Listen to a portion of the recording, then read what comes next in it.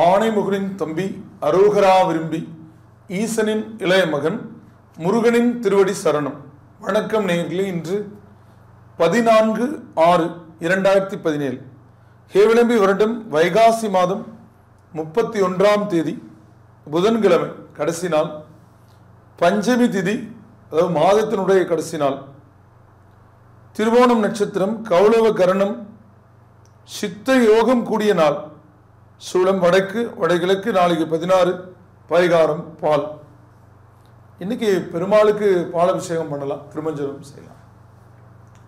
ஏன்னா திருவோணமும்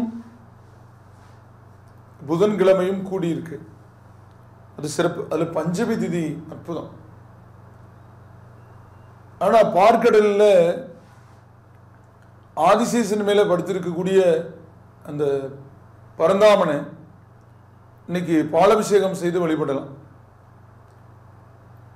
எல்லா திரவியங்களும் அபிஷேகம் செய்து வழிபடலாம். காக்கும் கடவுள் இந்த விஷ்ணு பகவான் 108 திவ்ய ஸ்தலங்களிலே 106 இந்த பூலோகத்திலும் 2 மேலோகத்திலும் இருக்கு. 108ம் போனவங்க நிறைய இருக்காங்க. அந்த 2க்கு போகணும்னா திருப்பார்கடலும் ஸ்ரீ வைகுண்டமும் போகணும். அது இந்த உடல் இல்லாம போகணும். அப்படிப்பட்ட ஒரு அற்புதமான நிலையை, அந்த ஆத்மாக்களுக்கு புண்ணிய பலன்களை கொடுக்கக்கூடிய அந்த பரந்தாமனை இன்னைக்கு வழிபடலாம். ஸ்ரீராமன் சொல்லி வழிபடலாம். நாராயணாய வித்மகே வாசுதேவாய தீமகே தன்னோ விஷ்ணு பிரஜோதயாத்னு சொல்லி வழிபடலாம். சொல்லும் போதே மனம் மகிழும். அப்படி ஒரு சிறப்பு அந்த சிரிப்பழகன் கிருஷ்ணனுக்கு, அந்த பரந்தாமனுக்கு இருக்கு, ஸ்ரீ ராமபிரபுக்கு இருக்கு. மகாபலி சக்கரவர்த்தியை உண்மை நிலையை உணரச் செய்த அந்த வாமன அவதாரத்துக்கு இருக்கு.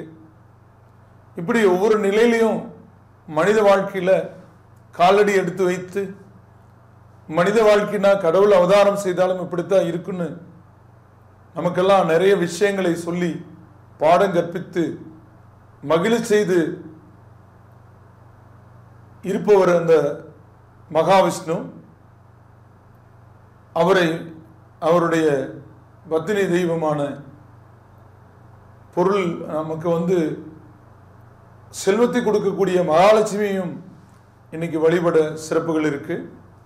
ஆக திருவோணமும் புதனும் கூடி இருக்கக்கூடிய நாளிலே 4000 திவ்ய பிரபந்தம் கேட்கலாம், படிக்கலாம். விஷ்ணு சகஸ்ரநாமம் சொல்லலாம். பிதாமகன் சொல்லக்கூடியவர்,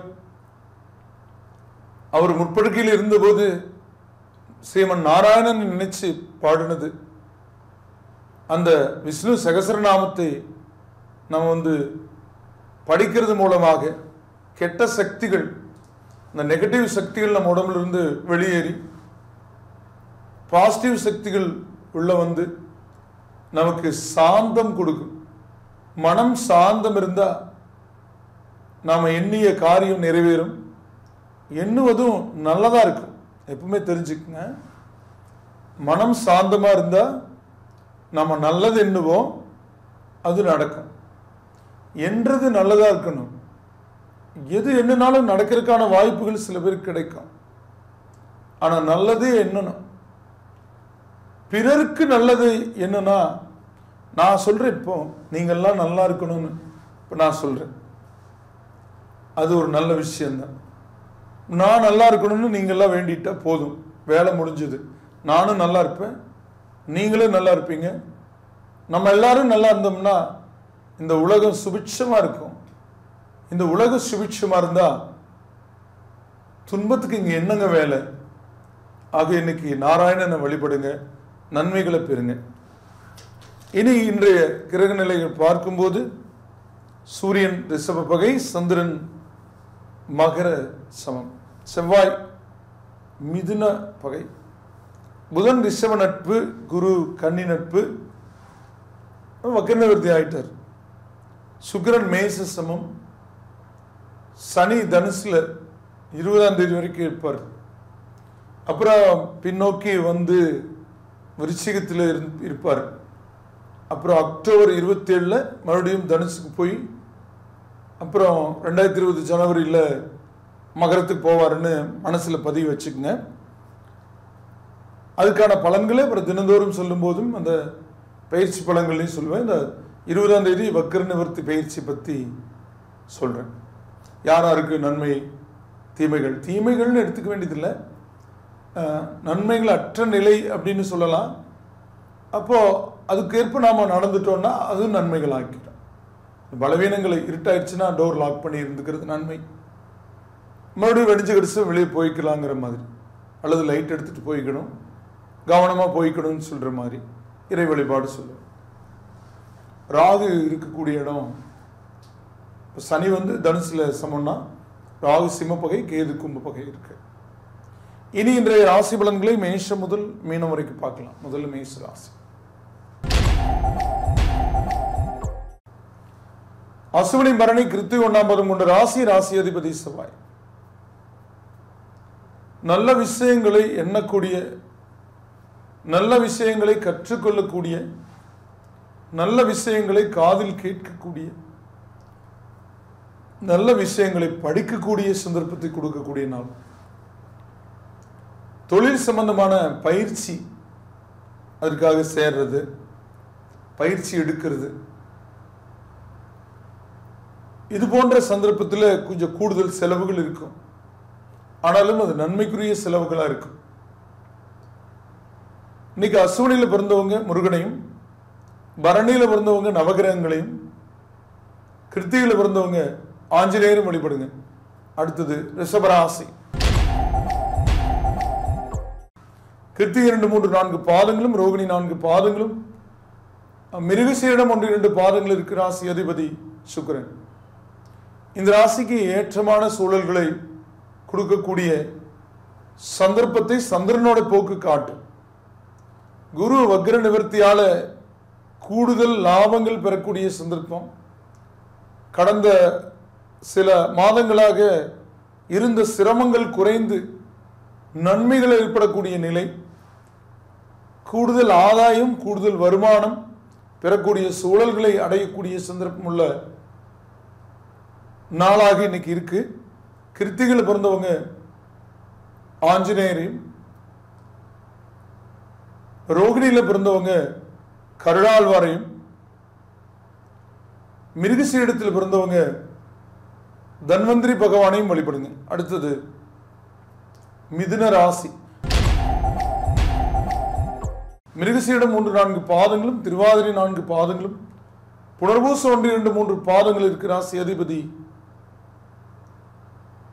புதன். புதனுடைய நிலைப்பாடு இன்னைக்கு விரயத்தில் இருந்தாலும் சுக்கிரன் லாபத்திலிருந்து நன்மைகளை கொடுக்கிறார். சந்திரன் இருக்கக்கூடிய இடம் அஷ்டமம்.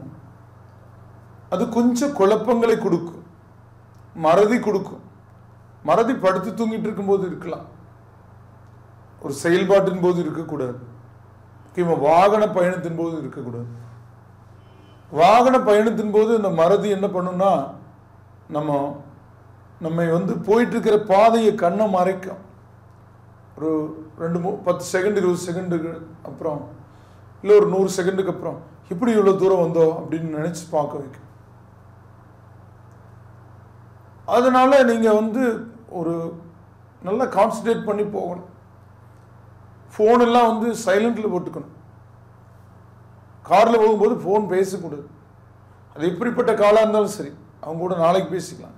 ஆஃப் பண்ணி வைக்க வேண்டியதில்லை, சைலண்டில் போட்டுக்கலாம். ஆனால் அது ரேடியேஷன் ப்ராப்ளம் இருக்குது.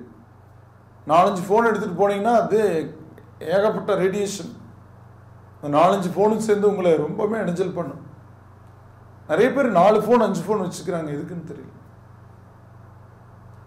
ஒரே ஃபோனில் 4 சிம் கார்டு போட்டாலும் அந்த மாதிரி தான். அதெல்லாம் கொஞ்சம் ஃப்ளைட் மோடில் போட்டுக்கலாம். அதான் அந்த டவர் ஏற இறங்க இருக்கும், கொஞ்சம் கம்மியாக இருக்கிற இடத்துல அது ரொம்ப இழுக்கும் சக்தியை பயன்படுத்தி. அந்த டைம் தான் நமக்கு ப்ராப்ளம் கொடுக்கும், இந்த ரேடியேஷன் ப்ராப்ளம் கொடுக்கும். இப்போது வெளிநாடுகளெல்லாம் பார்த்தீங்கன்னா பக்கம் பக்கமாக டவர் இருக்கும், அது ஈஸியாக எடுத்துக்கும். நம்ம நாட்டில் பணப்பற்றாக்குறை, வறுமை, நம்மளாம் ஏழைகள். அதனால தூர டவர் இருக்கும்.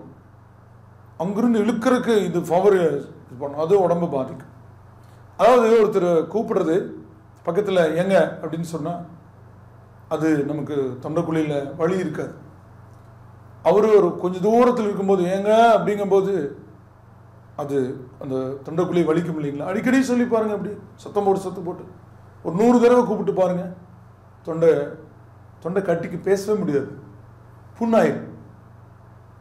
அதே மாதிரி தான் அந்த டவர் தூர இருக்கும்போது நம்ம ஃபோன் வந்து இழுக்கிறது, ரேடியேஷன், பெட்ரூமில் கூட வச்சுட்டு படுத்தவும் கூடாது.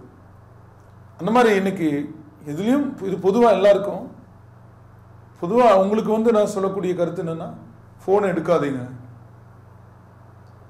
வண்டி ஓட்டும் போது ஃபோன் எடுத்தால் நமக்கும் பாதிப்பு. ஆப்போசிட்டில் வரவன் நல்லவன், நேர்மையாக, புத்திசாலியாக நல்லா ஓட்டிகிட்டு வருவான், டிரைவிங் திறமையாக.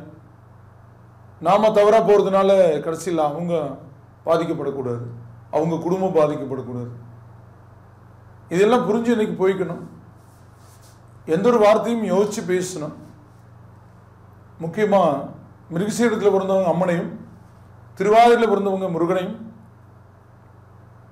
புனர்பூசத்தில் பிறந்தவங்க கருடாழ்வாரையும் வழிபடுங்க. அடுத்தது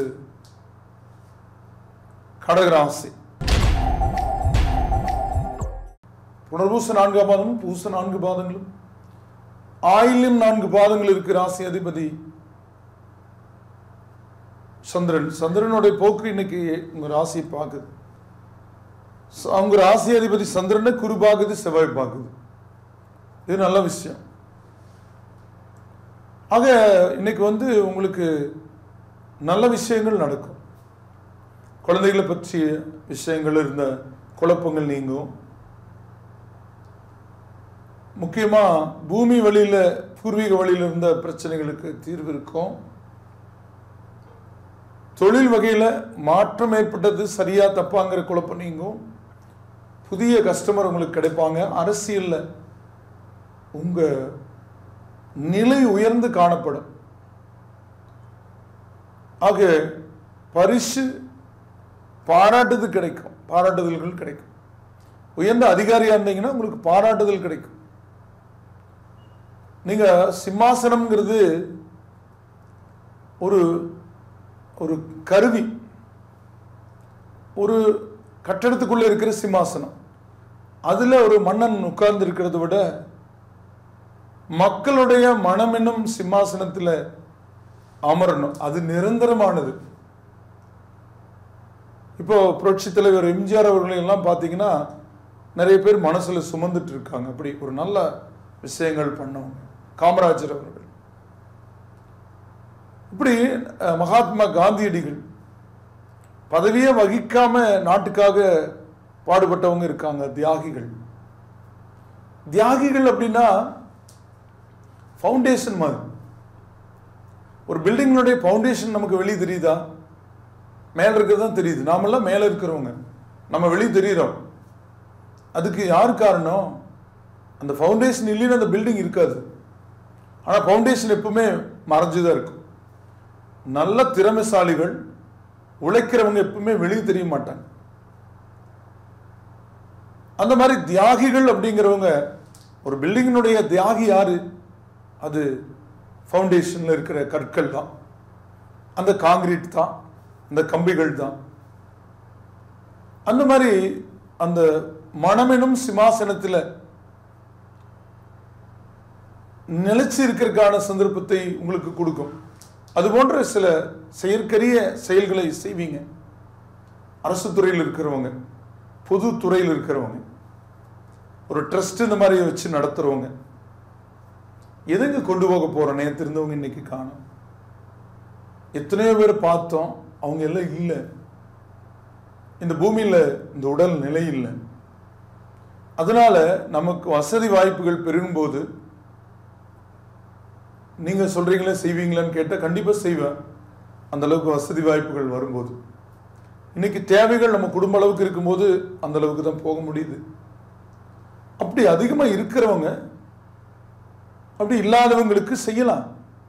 அது போன்ற நிலை ஓரளவுக்கு மனித வாழ்க்கையில் அது சமப்படுத்தும், அதனுடைய பலனும் கிடைக்கும், சந்ததிகளுக்கு கிடைக்கும், உங்க சந்ததிகளுக்கு கிடைக்கும். அது மாதிரி எல்லாம் ஏதாவது செய்வீங்க, ஆன்மீக பணியும் செய்வீங்க.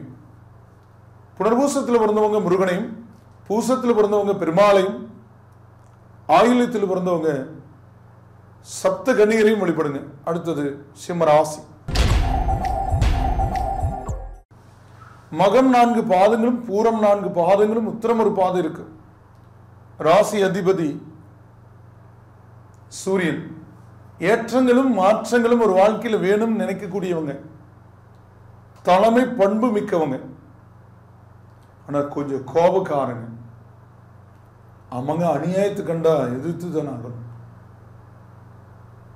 சில விஷயங்களில் சில சமயங்களில் கொஞ்சம் ஒதுங்கி போக வேண்டிய சூழலும் வரும். ஆனா அந்த அநியாயம் அப்படிங்கிறது நிலைக்காது, அந்த அனுசரிப்புங்கிறது நிலைக்கும்.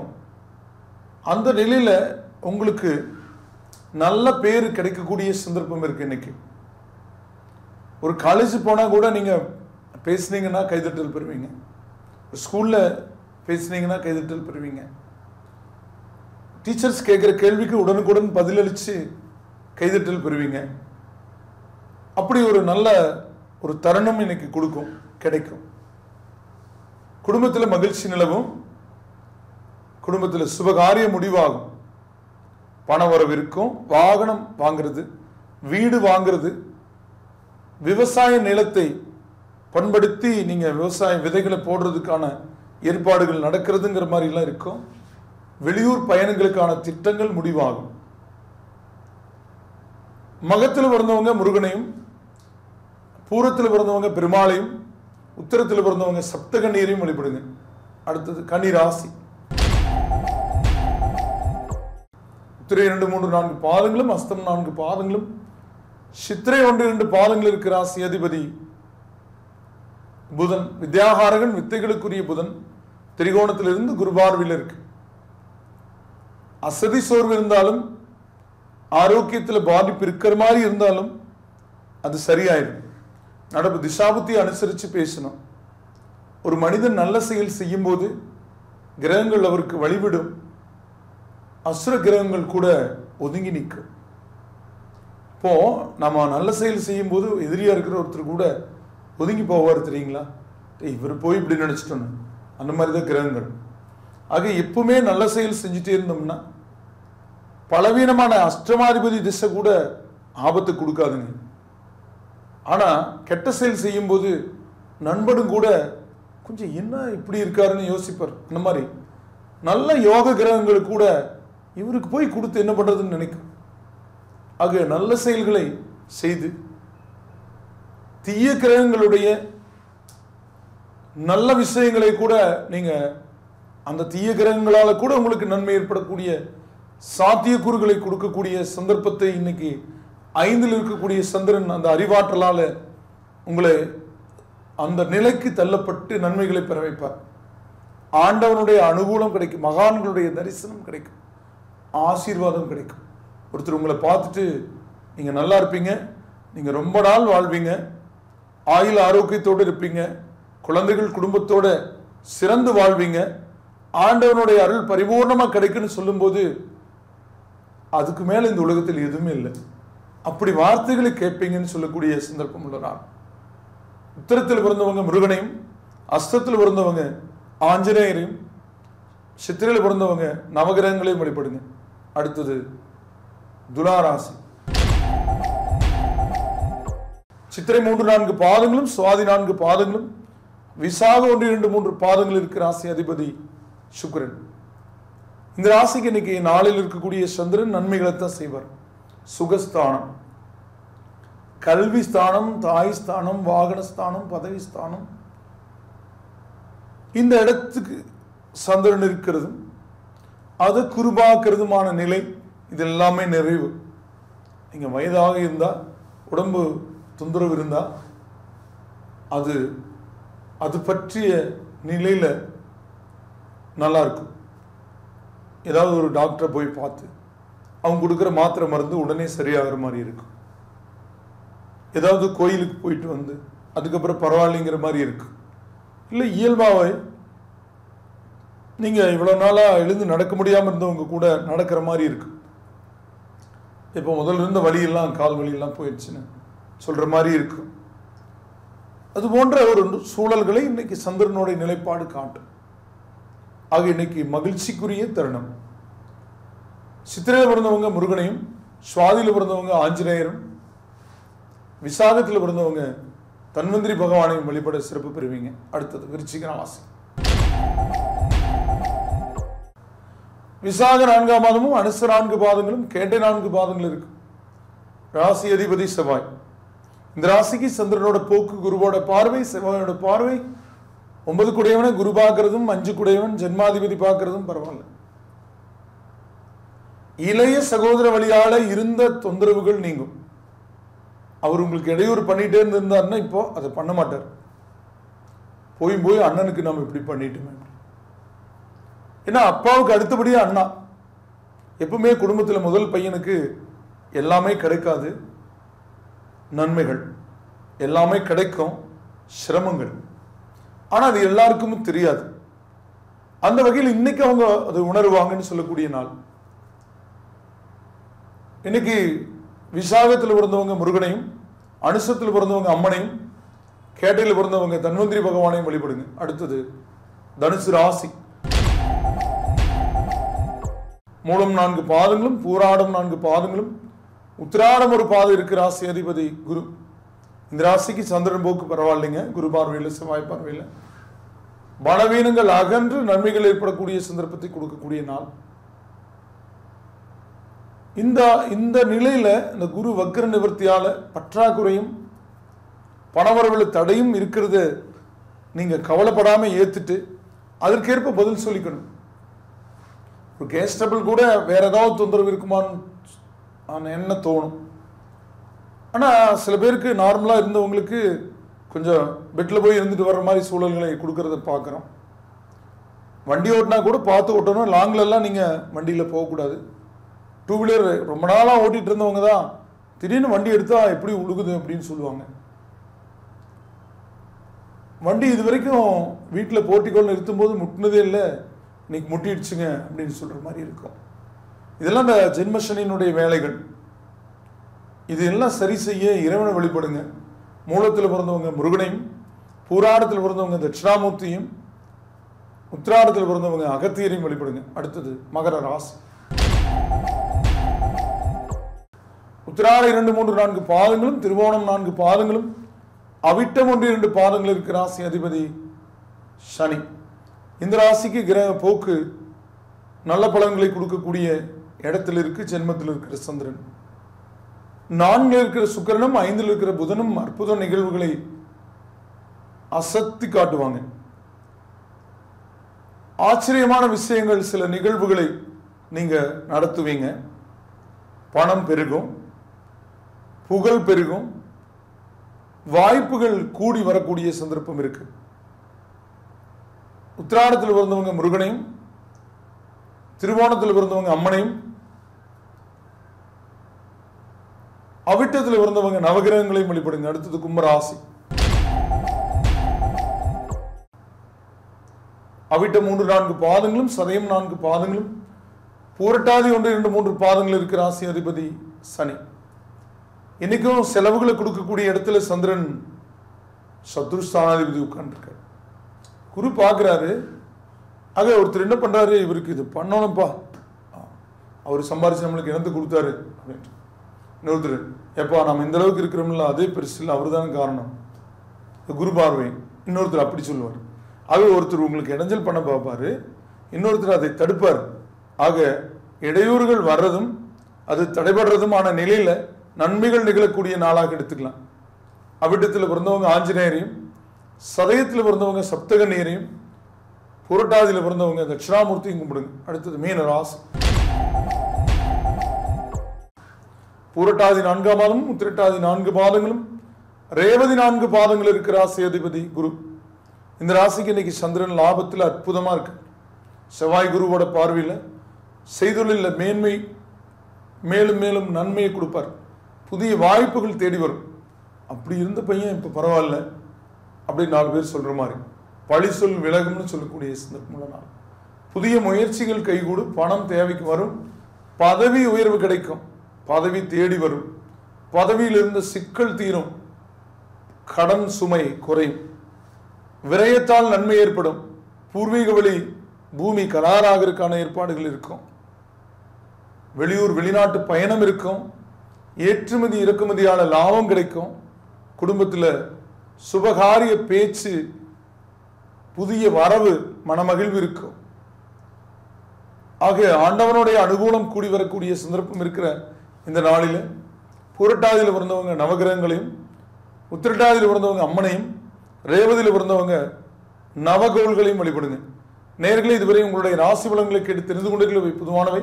உங்களுடைய பிறந்த தேதி நேர அடிப்படையில் ஜாதகம் கிடைத்து திசாபுத்தி அந்தரங்களை அறிந்ததற்கேற்ப உங்கள் வாழ்வை சீரமைத்து சிறப்புடன் வாழ முருகனை வேண்டி விடைபெறுவது ஜோதிடர் என்கிற இந்த வாஸ்து நிபுணர் அன்னூர் KR வேலுசாமி. வணக்கம் நேயர்களே.